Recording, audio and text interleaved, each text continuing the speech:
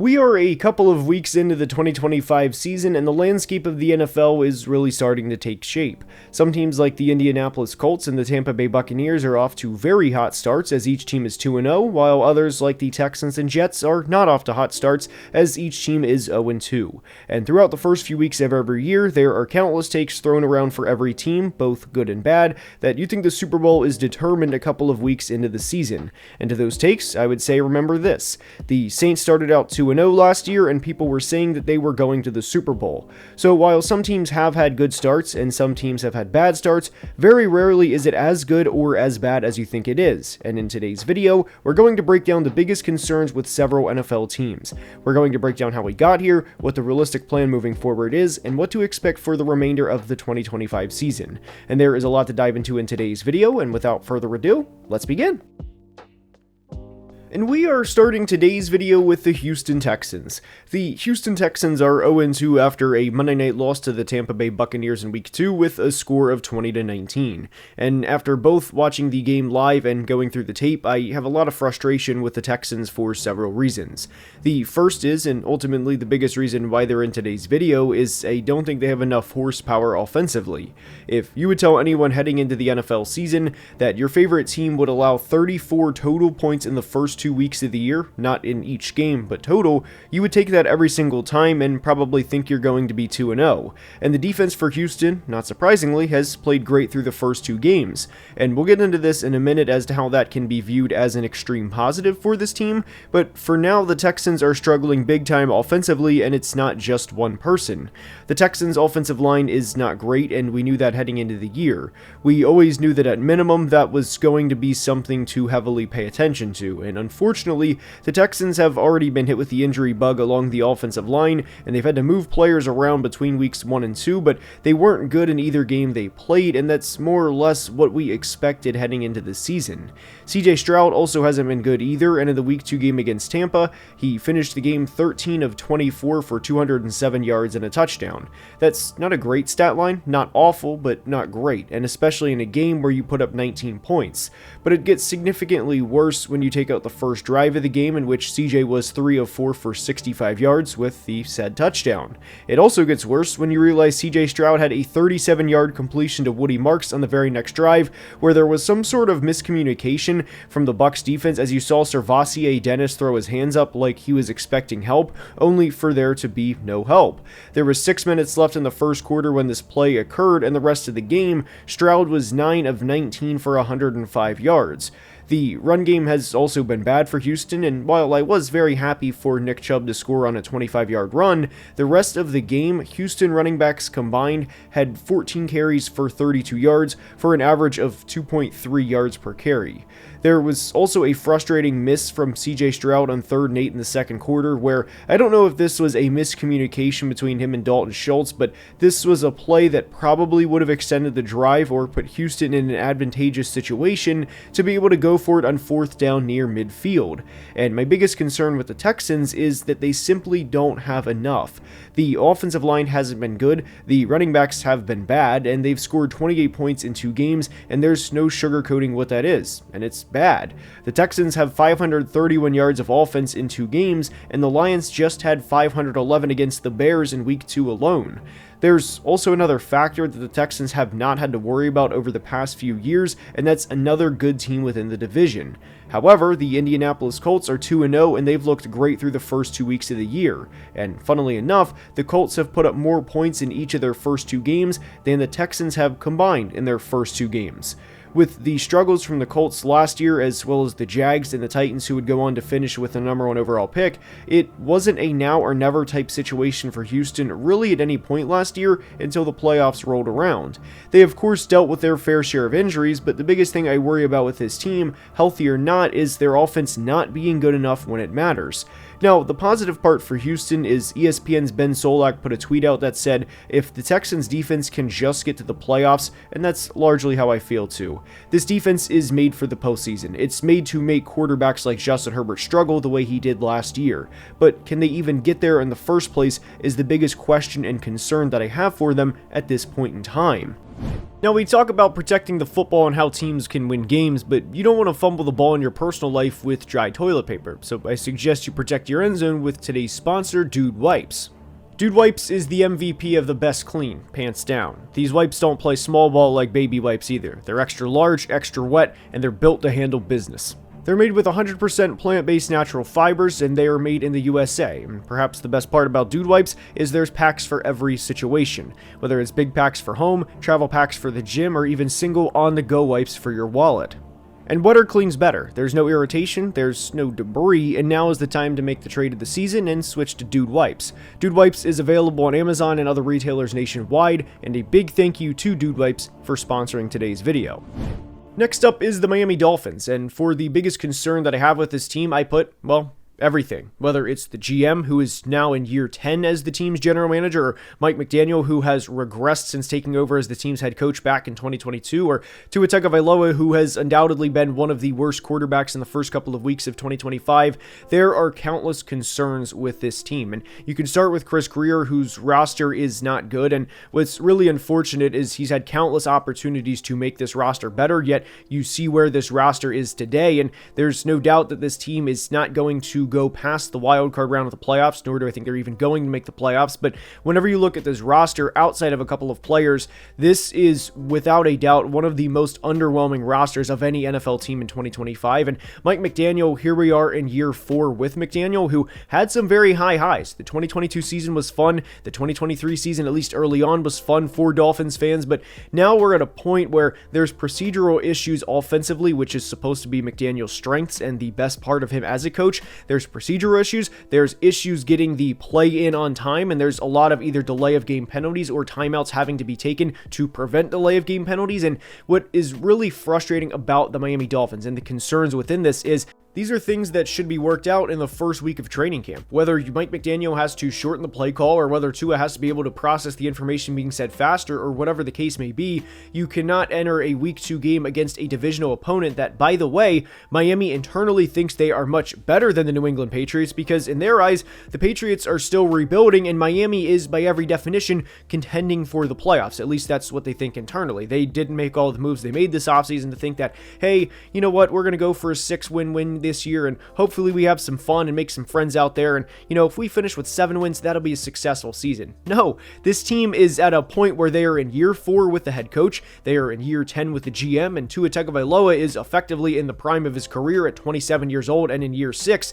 this team thinks they are going to the playoffs, and for them to drop a division game against the Patriots, especially in the manner they did, is nothing short of embarrassing for where this team internally thinks they are. And to add to the frustration of where the Dolphins are, there's one sequence that summarizes the Dolphins perfectly so far through 2025, and it was the fact that they had a 2nd and 25 for New England offensively within this game. And whenever you have a 2nd and 25, I think it's reasonable to say that most fans of their teams would expect them to be able to get off the field because it's, again, 2nd and 25. And what do you know? The Dolphins committed an illegal contact penalty, which was an automatic first down, and New England eventually went down and got a field goal out of the drive in which should have been 0 points for them on that said drive to begin with. There's also a lot of dysfunction within the organization, and I cannot begin to describe how bad a players-only meeting after week 1 is. Now, if you have a players meeting only and you're 6-8 through 14 games and you have to win the final 3 games and your coaching staff has let you down through the first couple of months of the year,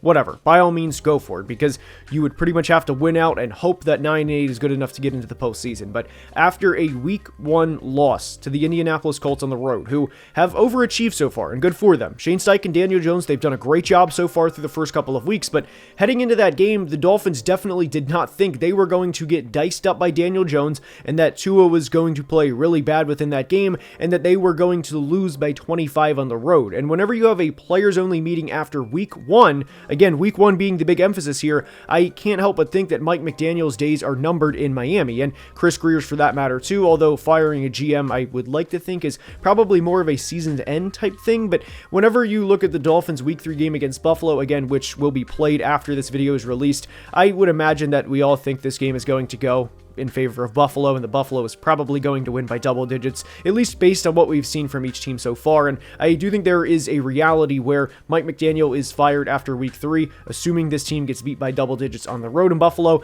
But what I would also like to say, at least somewhat in fairness, is their current starting right guard and right tackle are out in James Daniels and Austin Jackson. And whenever you have 40% of your offensive line out, that's obviously going to limit what you're going to be able to do, though I would certainly argue that James Daniels and Austin Jackson are not exactly world beaters or first-team All-Pro players when they are healthy, so I don't know how much of a difference they would truly make in the grand scheme of things. I at least want to be fair regarding this specific situation, but whenever you look at the Dolphins in terms of how they've performed in the first couple of weeks of 2025, I don't think that this roster is the 32nd best in the NFL. They clearly have good players like Jalen Phillips and Chop Robinson and Bradley Chubb and Zach Sealer, who I do think is one of the best kept secrets in football, but there's no denying that they have underachieved big time through the first couple of weeks, and due in some part to that, and given the fact that we are in year 4 with Mike McDaniel and year 10 with Chris Grier, I can't help but think that the end is near and that the better times are ahead. But unfortunately, before that, we're going to probably go through a couple of more dark times before we can really get to the other side of what is to come for the Miami Dolphins.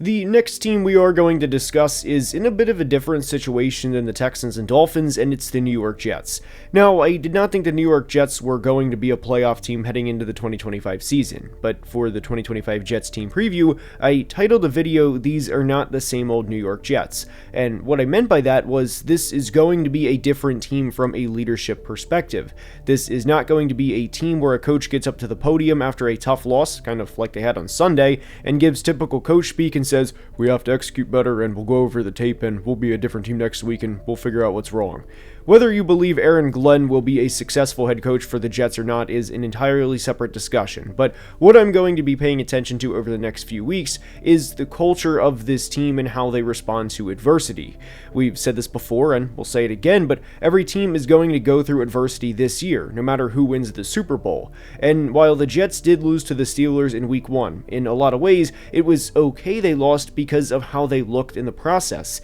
They had nearly 400 yards of offense, Justin Fields had one of the best games of his career, Breece Hall had over 100 yards rushing, and first-round rookie Armand Membu pitched a shutout in pass protection as he allowed 0 pressures against a former Defensive Player of the Year award winner in TJ Watt. And based on what we've seen from this team over the past several years, that was okay. But week 2 against the Bills was an entirely different game. They lost to the Bills with a score of 30-10, and this game, despite it still being a 20-point loss, was not that close in terms of how the actual game was played. The Jets had just 154 yards of offense in week 2 against Buffalo, and 54 of those 154 yards came on the final drive of the game when they were down 27 points. There were several mental mistakes in this game, and the one that started everything, or at least opened the floodgates, was defensive lineman Michael Clemens committing one of the dumbest penalties you'll see all year that allowed Buffalo to keep their drive alive. It was 3rd and 19, and Clemens committed a roughing the passer penalty on a play that was an incomplete pass, and, not surprisingly,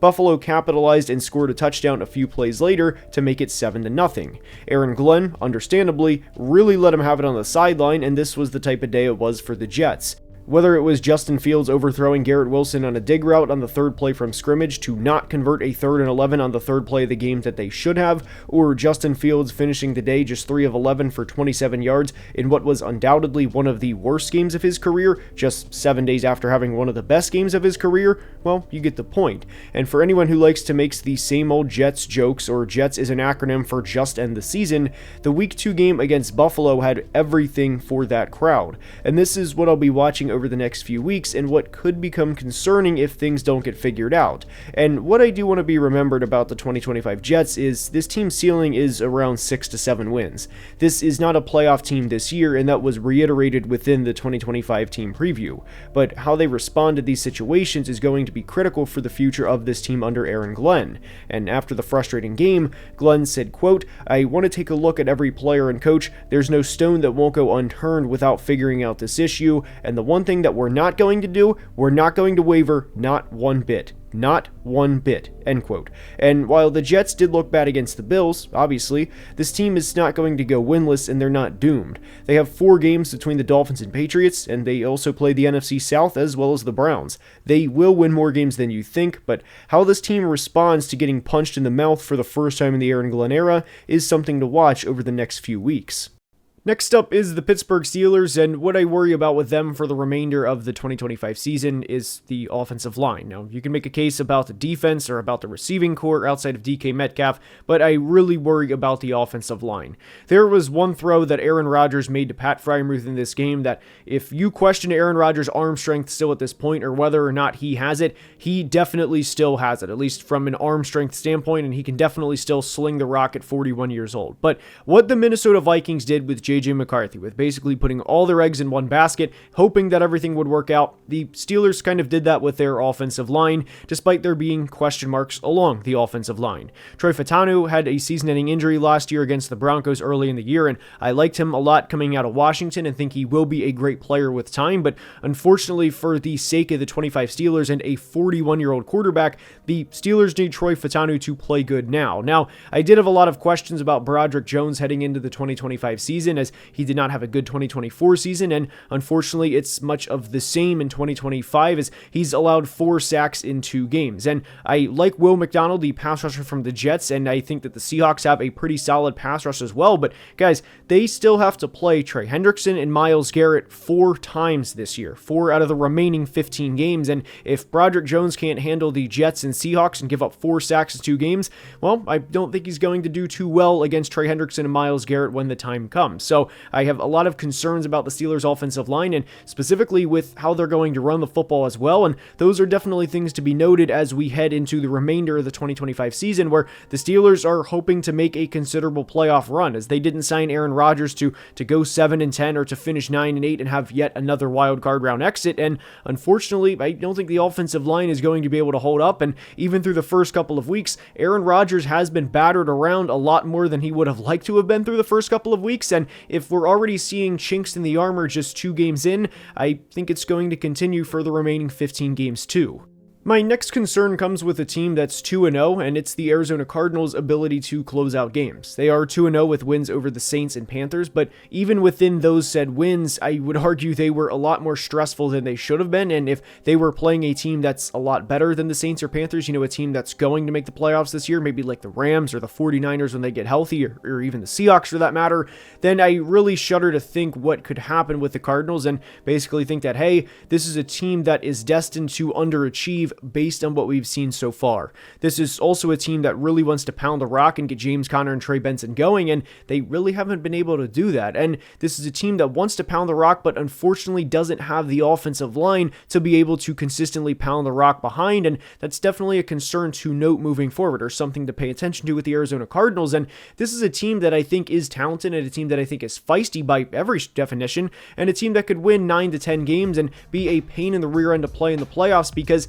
they have a solid front 4 led by Josh Sweat and Walter Nolan, and also want to really pound the rock, and especially with Kyler Murray and both running backs, this is a team that could cause a lot of problems, but based on what we've seen so far, they're more of a team that looks like they could let an opportunity slip away rather than seize the moment and capitalize on an opportunity and win big games. So for the Arizona Cardinals, the biggest thing to pay attention to moving forward is their ability to close out big games, because this is a team that can legitimately go to the playoffs. Something to monitor over the next couple of weeks is the Bryce Young situation in Carolina, and I thought that the 2025 Panthers season was going to look like the exact carbon copy of the 2024 Panthers season over the first few games, but credit Bryce Young for playing the way that he did in the second half against the Cardinals. But there are a couple of reasons as to why I am concerned with the Panthers in the next couple of weeks, and outside of Tetero McMillan, I don't have a lot of trust in the Panthers receiving core, and I do think Xavier Legette stays in Carolina. While may not necessarily be numbered, I think that there's a very very real possibility he's traded at season's end or traded at the end of next season or even flat out released, as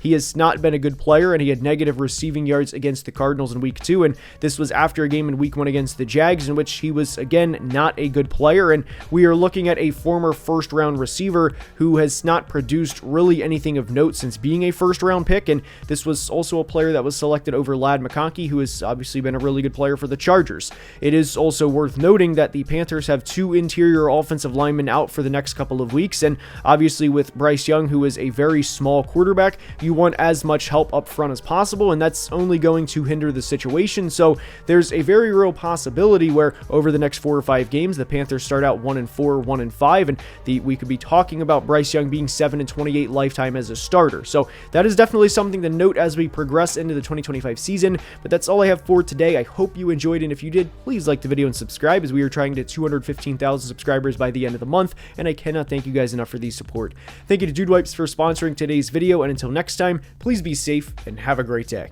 Love you guys.